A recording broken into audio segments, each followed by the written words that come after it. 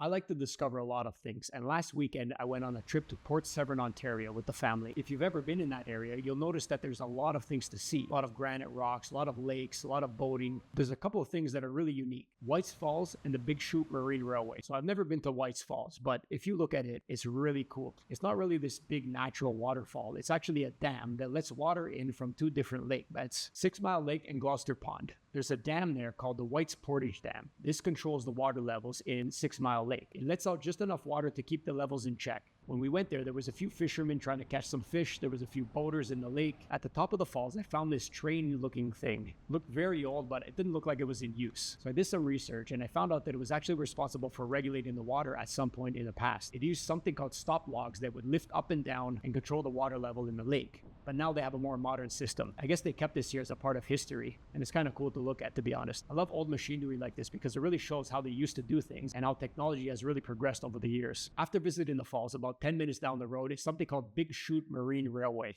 This was really interesting, and I had no idea it was here. Big Chute Marine Railway, officially called Lock 44 of the Trent Severn Waterway, is this giant cage that's used to lift boats out of the water and travel from a higher elevation lake to a lower elevation lake. Looks like a big cage that's on train tracks. It starts at one end or the other. Boats enter the cage. The boats are then fastened with heavy-duty straps that lift it out of the water, and then the cage takes off down the rail. As it leaves the water, you can see that the boats are being lifted out of the water, and they're slowly carried across the tracks. It goes down a steep incline and then delivers the boats to the other side. There's about an 18-meter difference in height from one lake to the other. Boaters use this system to travel between Lake Simcoe, the Severn River, and Georgian Bay, and they travel along what's called the Trent Severn Waterway. It's amazing how all these water systems connect, and how engineering can help boaters get from one place to the next. This is not like your normal lock system where boats enter a lock, water fills up or empties, lowers the boat down or raises it up to go to the different levels. The reason they built this rail type of system is because apparently the levels between the two lakes were very steep and they just couldn't put a normal lock system. The original rail system was built in 1917, which was a little smaller, but this one is the new modern one, which has been open since 1978. The video doesn't really do it justice, but this is a massive cage that brings multiple boats at once from one level to the next. So there you have it, two amazing things just about an hour and a half from Toronto, Ontario. A lot of things to see in that area, a lot of amazing cottages, a lot of granite rocks, a lot of lakes, and a lot of fun.